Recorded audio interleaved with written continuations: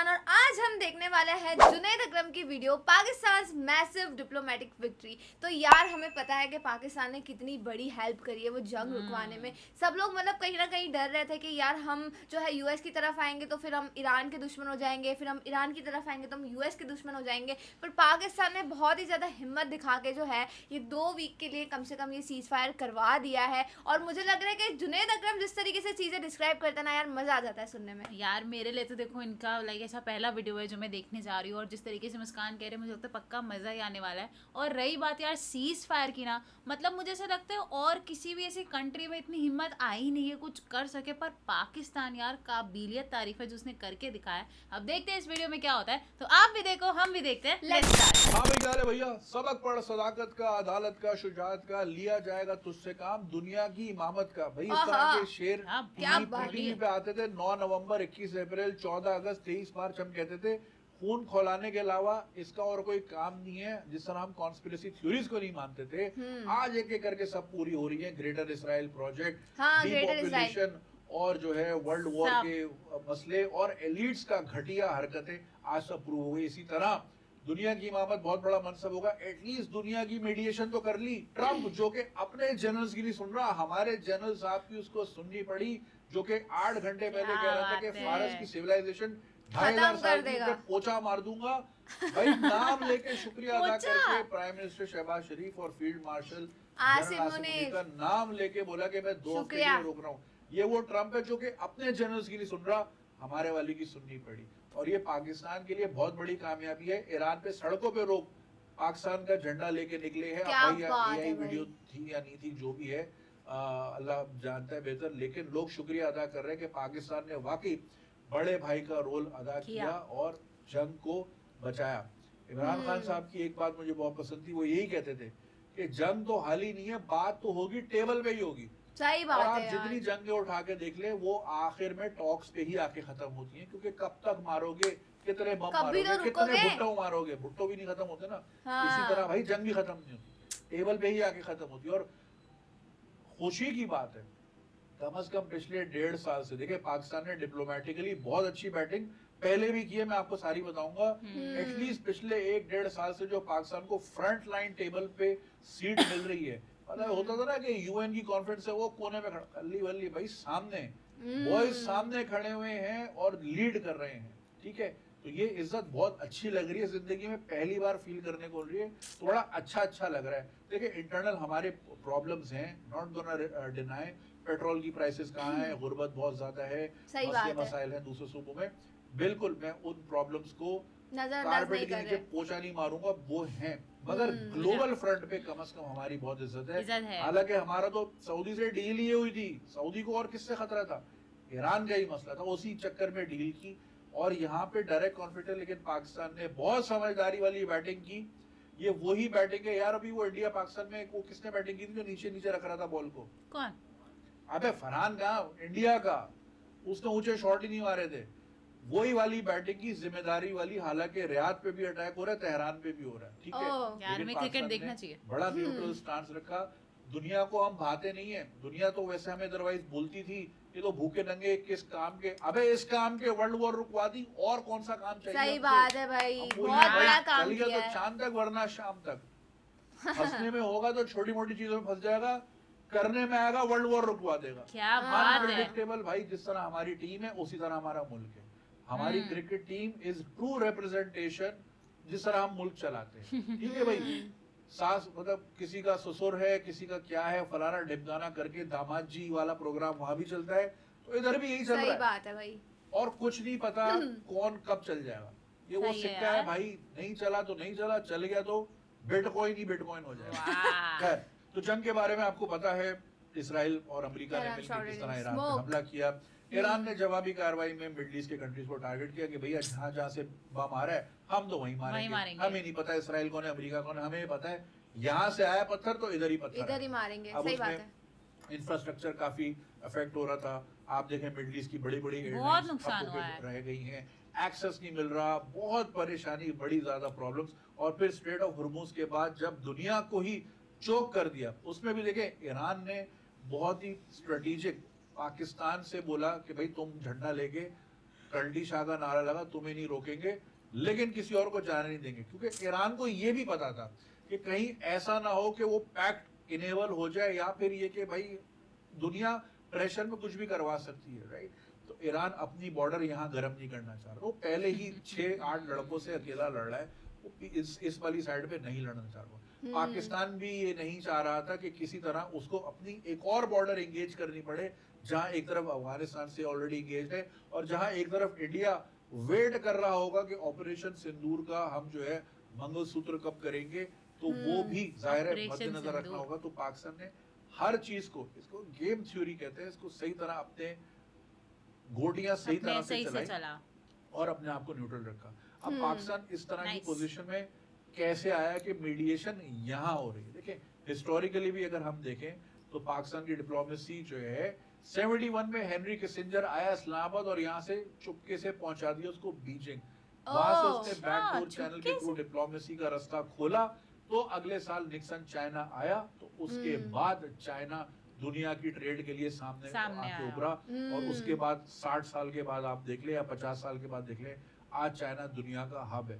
तो सच पाकिस्तान में यार। की मीडिएशन की वजह से पाकिस्तान ने, मैं ही नहीं कह रहा कि हमारे बंदों ने वो फैक्ट्री में काम किया, कम से कम वो रास्ता खोला जिसकी वजह से आज चाइना है। जाहिर अपनी मेहनत भाई, से है, क्रेडिट मगर जाता है हमारा भी पाकिस्तान कुछ को। उसमें इस तरह का सच पार्ट है कि हमने दुनिया की उसकी मीडिएशन कराई। शायद यही जो है भरम चाइना रखता है, तो हमारे साथ भी उसके ताल्लुकात अच्छे हैं। हैं। गल्फ कंट्री से हमारे सबसे ताल्लुकात अल्हम्दुलिल्लाह बहुत अच्छे हैं, और ये अच्छे हुए ही इस वजह से क्योंकि न्यूक्लियर पावर है, बचाने अच्छा। यही आएगा। न्यूक्लियर। कहीं का कोई मसला होगा, कहीं एंड तक इस नहज पे बात चलेगी, एग्जिस्टेंस पे बात चलेगी, तो लड़के इधर ही से आएंगे। तो बड़े लड़कों से बना के रखनी होती है। वो अलग बात है कि हम जाहिर है ऑयल रिच कंट्री नहीं नहीं है, है हमारी यार। लेबर उन कंट्रीज में जाती है, लेकिन उस लेवल पे शायद ना हो इज्जत का, वो मतलब इंडिविजुअल एक्सचेंज में शायद उस तरह का ना हो, लेकिन ग्लोबल स्टेज पे भाई जब फटती है या जब कोई गोल्ड फंसती है तो पाकिस्तान ही आता है। समझ गए। पाकिस्तान के ताल्लुकात तमाम गल्फ कंट्री से बहुत अच्छे हैं। दूसरी चीज, पाकिस्तान ने ही काफी सारी आर्मीज को ट्रेन भी किया है। अब जाहिर है जिनको 90 की दिहाई में ट्रेन किया होगा वो रैंक करते करते करते आज वो जनरल होंगे। हाँ। अगर तो ऊपर बात नहीं हो रही तो नीचे नीचे तो जनरल टू जनरल बात हो रही होगी कि भाई तुझे मैंने ही सिखाया है, मांडवली कर ले, खल्ली वली, जिस तरह आप समझ रहे हैं।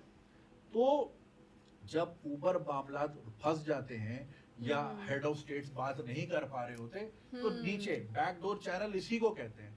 आप हर तरह से एंगेज होते हो और हर तरह से एंगेज रखते हो। फिर इसी तरह आप देखें दोहा में हमने जिस तरह मीडिएशन करवाई, तालिबान की सीट वहां करवाई, और फिर किस तरह अमेरिका को एक पैसेज मिला वापसी जाने का, कामयाब था। ठीक है, इसके अलावा और भी हमने काफी जो है चीजें हमें दुनिया नहीं में पता थी, start अब की। अगर पता काम लग सच रही किए है। हैं जहाँ पे सेफ पैसेज है। अच्छा भाई, नेगोशिएशन में जाहिर है दोनों पार्टी अपने अपने पॉइंट्स रखती है। ईरान कह रहा है भाई हमें जो है न्यूक्लियर बनने दो, अमेरिका कह रहा है भाई न्यूक्लियर नहीं होगा, ईरान ये कह रहा है भाई अपनी बेसिस यहाँ से हटाओ या फिर अपना फुटप्रिंट कम करो, अमेरिका उस पे जरा। तो नेगोशिएशन नहीं है। यही चल रही है। अब देखें कितने पॉइंट्स इनके माने जाते हैं, कितने पॉइंट्स उनके माने जाते हैं। स्ट्रेट ऑफ हॉर्मोज की वजह से जाहिर है दुनिया भर की सप्लाई में खातिर खा प्रॉब्लम आई, और असल प्रॉब्लम तो अभी आई नहीं है। अब मैं आई आपको नहीं एक है। बात समझाता हूँ। ये जो ऑयल टैंकर होता है ना, ऑयल टैंकर जो कि बड़ा वाला होता है जिसमें हजारों लाखों लीटर ऑयल होता है, ऑयल होता है, यस। वो साइकिल की स्पीड से चलता है 12 नॉट, या फिर अगर बहुत आपको धीरे, जमीनी बहुत स्पीड slow। 22 किलोमीटर। हाँ। एक अच्छा साइकिलिस्ट 20 से 25 किलोमीटर की स्पीड से साइकिल चलाता है। अब इसको आप इस तरह समझें, शोएब अख्तर जो बॉल कराता था वो 150 किलोमीटर फी घंटा की रफ्तार से बॉल आती थी तो राहुल द्रविड़ की विकेट उड़ती थी, या फिर गंगुली के यहाँ लगती थी, या फिर बड़े बड़े सर भी फाड़े हैं, या फिर मोइन खान बॉल ही नहीं पकड़ पाता था, बॉल कहाँ पीछे बाउंड्री में चली जाती थी। कामरान हाँ। 150 किलोमीटर फी घंटा, इसको मल्टीप्लाई बाय 6 करें, 900 किलोमीटर फी घंटा जिस रफ्तार से आपका A380 जहाज उड़ता है। उसके बावजूद जब वो दुबई से उड़ता है तो वो 17 घंटे बाद लॉस एंजलिस पहुंचता है। शोएब अख्तर की बॉल को मल्टीप्लाई बाय 6 करें तो उस पे भी 17 घंटे लगते हैं आपको लॉस एंजलिस उतरने में। यहाँ साइकिल की स्पीड से जो ऑयल टैंकर जा रहा है उसको कब 30 से 40 मिनट लग जाते हैं। हाँ। डिपेंडिंग ऑन के उसका रूट किधर है या फिर उसकी डेस्टिनेशन क्या है, राइट। 20 से 40 दिन का तो आप रखे ही रखे मार्जिन। अभी तक जो ऑयल, ये जो शिप्स पहुंच रहे हैं, इंग्लैंड पहुंच रहा है या कोई शिप जो है अमेरिका पहुंच रहा है, ये वो हैं जो जनवरी या फरवरी के निकले हुए थे। ये तो जब से वॉर शुरू हुई है, जब से स्ट्रेट ऑफ हॉर्मुज बंद हुई है, वो वाली शिपमेंट तो निकली ही नहीं है। तो यानी जो जहाज 30 अप्रैल को या 5 मई को या 9 मई को, समझ रहा है मेरी बात, हाँ। दुनिया भर में पहुंचना था, वो तो शिप निकला ही नहीं यहाँ से। तब जाके असल ऑयल क्राइसिस वहां शुरू होगा। अभी ऑयल टैंकर क्या कर रहे हैं, देखिए आप इसकी मिसाल इस तरह लें, एक बिल्डिंग है, उसमें 20 घर है, उसमें 500 लोग हैं, सब भूखे हैं। हाँ। राइडर के पास 5 बर्गर है। अब राइडर नीचे खड़ा हुआ सबको फोन कर रहा है, भाई मेरे पास 5 जिंगर है, तू कितने पैसे देगा? 100 का है, लेकिन तू देगा कितने? अब जाहिर है हम हर कोई एक दूसरे को आउटबिड करेगा, जहां अच्छा रेट सबसे मिलेगा वो ज्यादा जिंगर लेके वहां जाएगा, ठीक सही बात है। है। जब राइडर ज्यादा पैसा कमा, डिमांड एंड सप्लाई यही है ना, जब डिमांड कम है तो रेट तो हाई होगा। इसी तरह अब ऑयल टैंकर्स ये भी कर रहे हैं, वो एक जगह जाके, लेट्स से कैस्पियन सी हो गया, अटलांटिक हो गया, इधर पैसिफिक हो गया, अलग अलग। वहां खड़ा करके एक इंडिपेंडेंट ऑयल, अगर मेरा अपना एक ऑयल कंटेनर है, हाँ। भाई मैं अपने हिसाब से बेचूंगा। अब मैं 4 जगह फोन सही करूंगा, बात भाई है। सिंगापुर तू कितने का ले रहा है, मलेशिया तू कितने का ले रहा है, वियतनाम तू क्या रेट देगा, जो जितनी ज्यादा बिड देगा ऑयल वहां पहुंच जाएगा, ठीक सही है। बात है। अब लोग ये कह रहे हैं कि जी हमारा पेट्रोल क्यों महंगा हुआ, स्ट्रेट ऑफ हॉर्मुज हमारे लिए तो खुला है। इट्स नॉट अबाउट आपके पास आ कितना रहा है, चूंकि ग्लोबल एक Global। पैनिक है, तो ग्लोबल रेट जहां जहां जाएगा वो उसी हिसाब से बेचा जाएगा। हाँ, वो क्यों सही सस्ता बात बेचे है। जब दुनिया में रेट ये चल रहा है।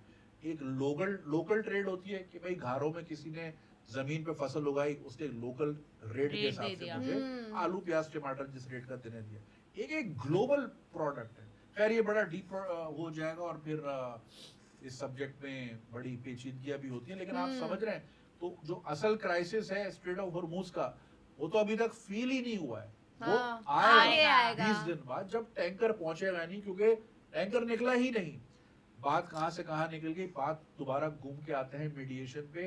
पाकिस्तान ने जहां पे देखे इतनी सेंसिटिव पोजीशन में था कि सऊदी बोल सकता था, एमबीएस एंगेज कर सकता था, लेकिन एमबीएस ने अब अल्लाह जाने पीछे क्या हुआ है, किस तरह डिटर किया गया है यहाँ से। क्योंकि देखिए फॉरेन ऑफिस ने भरपूर किरदार अदा किया है कि रियाद को भी ओके रखा है, तेहरान को भी ओके रखा है। क्योंकि देखिए भैया अगर फिर करने पे आए तो गवादर का पोर्ट ज्यादा दूर नहीं है ईरान से। हम अपने स्ट्रेटेजिक एसेट्स इस तरह दाव पे नहीं लगा सकते और एक और वॉर फ्रंट नहीं खोल सकते थे। और फिर भाई हमारे मुसलमान भाई हैं, ठीक है, अफगानिस्तान में भी मुसलमान भाई हैं, वहां लड़ाइयां चल रही हैं।